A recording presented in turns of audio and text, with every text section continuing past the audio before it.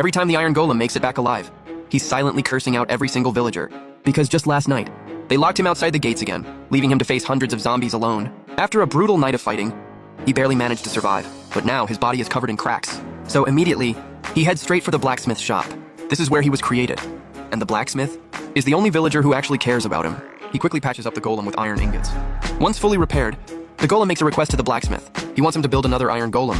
He really doesn't want to keep facing hundreds of zombies all by himself. The blacksmith gets it immediately and agrees right away. But when he opens the chest, he realizes he's completely out of iron blocks. Not wanting to let the golem down, the blacksmith thinks for a moment and gets an idea.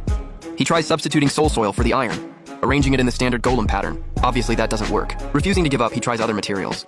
After failing with several different blocks, he finally stumbles upon copper. When he tests the copper blocks, something magical happens.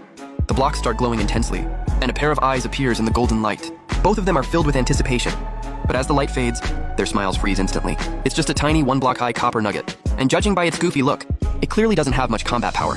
Leaving the shop, the Iron Golem walks ahead looking annoyed. He wanted a battle partner, not this thing that looks like a mascot. To make the little guy look a bit taller, the Iron Golem picks a rose and sticks it on his head. Then they continue patrolling the village. Suddenly, the frantic ringing of a bell shatters the peace. Outside the gates, the pillager captain gives the order, and hundreds of pillagers charge toward the village. Under the villagers' orders, the Iron Golem rushes outside the walls. The Copper Golem follows close behind. The next second, the gate slams shut behind them. According to village rules, the gate stays closed until the Iron Golem has eliminated all threats. Only then will they let him back in. Seeing the pillagers swarming toward him, the Iron Golem spreads his arms and unleashes his new helicopter spin move. Meanwhile, the Copper Golem works up the courage to sneak attack a pillager from behind. But he loses his balance and face plants. His clumsy fall makes the pillagers burst out laughing. They call over 2 more guys, and the 3 of them start stomping on him mercilessly. Luckily, the Iron Golem manages to break free from the mob momentarily. He spots the Copper Golem getting jumped, and can't just watch it happen. He rushes over to help, taking out the bullies in seconds. But that split-second distraction gives the Ravager a chance to ambush him. The Iron Golem gets sent flying, and cracks instantly appear all over his body. Just as he struggles to get back up, a witch appears out of nowhere in front of him, and smashes a potion of weakness on his head. Now, he can only watch helplessly as the pillagers storm the village. The Ravager smashes the gate open, and the horde floods inside. The pillager captain even shoots a mocking glance at the struggling Iron Golem before closing the gate. This raid is different from the usual ones. They aren't just looting supplies. They stay and build a massive tower in the village. From the outside, it looks like it's made of conductive copper blocks, topped with lightning rods. The captain stands at the top, admiring his masterpiece. He looks eagerly at the creepers being hauled up from below once they are locked into the cages next to the lightning rods. Just as the witch predicted, they'll be able to create mass destruction. Charged creepers. All they need now is a thunderstorm. Currently, the Iron Golem's mood is as gloomy as the forecast. He's depressed about losing his job. The only one by his side is the little Copper Golem. But seeing him just makes the Iron Golem angrier. He thinks if he hadn't tried to save the little guy, he wouldn't have been ambushed by the Ravager, and the village wouldn't have fallen so easily. Seeing the cold shoulder, the Copper Golem backs off. He decides to do something to fix this. He spots an opportunity. Outside the gate, pillagers are hauling construction materials into the village. Before entering, the guard inspects the supply cart. The Copper Golem climbs onto the cart and curls into a ball, successfully evading the check. Once the pillager leaves, he starts raiding the supplies. He swaps the weapons in the chest with loaves of bread. Then, he looks up and sees a crate full of copper blocks. A plan for a counterattack forms in his mind. Wait until the cart enters the gate. But the Copper Golem is already gone, taking 2 crates of supplies with him. The next day, the Iron Golem wakes up to a noise. He follows the sound to investigate, and sees the Copper Golem using the stolen materials to mass-produce copper blocks. He has created a huge, disciplined army of Copper Golems. The Iron Golem stares at the little guy in shock. He didn't know he had brains like that. Hope reignites in his heart. They can take back the village. Next, the Copper Army lines up to grab weapons from the chest. They form a neat formation and march toward the occupied village. At the back of the line, there is one unactivated, oxidized Copper Golem. This was intentional. Since it's not active, it acts as a statue, allowing it to be smuggled in via the pillager supply chests. He successfully enters the village on the cart and is dumped in front of the villagers. Under pillager threats, the villagers are forced to pick up the copper blocks and build according to the pillagers' demands. One villager uses an axe to scrape the oxidation off, turning it back to copper brown. During this process, the Copper Golem activates. He stretches his body, then uses his small size to slip past the guards. He sprints straight for the main gate, and as planned, hits the switch to open it. Outside the gate, the massive Copper Golem army stands ready with weapons. Then, the Copper Golem leader and the Iron Golem take the lead. With a command from the leader, they storm the village, clashing with the pillagers inside. The moment the Iron Golem enters, he instantly knocks 2 pillagers unconscious. The captain realizes things are going south.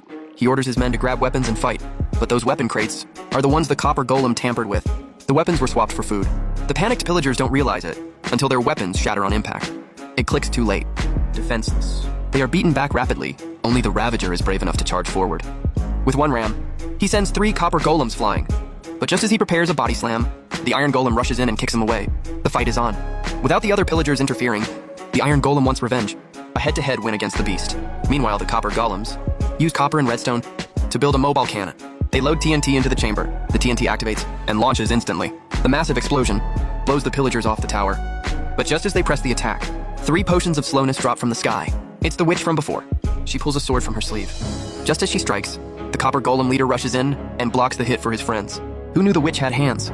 Her swordsmanship is surprisingly good, forcing the copper golem back. Then, she slices the rose right off his head. But losing the rose removes his hesitation. He uses the lightning rod on his head as a weapon. It's part of his body, so he handles it perfectly. He rams the witch into the well behind her. After dealing with her, he picks up the rose and puts it back on. Meanwhile, the Iron Golem versus Ravager fight has reached its climax. They are evenly matched in strength, but the Iron Golem has the advantage of using tools. Using a club, 2 hits are enough to put the Ravager to sleep. But right as the fight ends, before the Iron Golem can catch his breath, the Pillager captain sneaks up behind him. Luckily, the Copper Golem arrives in time to stop the ambush. When the captain scrambles to his feet, he realizes he's in trouble. It's a 2v1 now, but the captain actually has some skills. He slide dodges the club attack and decides to take out the weaker Copper Golem first. Perfect plan. But the Iron Golem kicks him flying before he can execute it. Suddenly a thunderstorm rolls in. The rain pours down.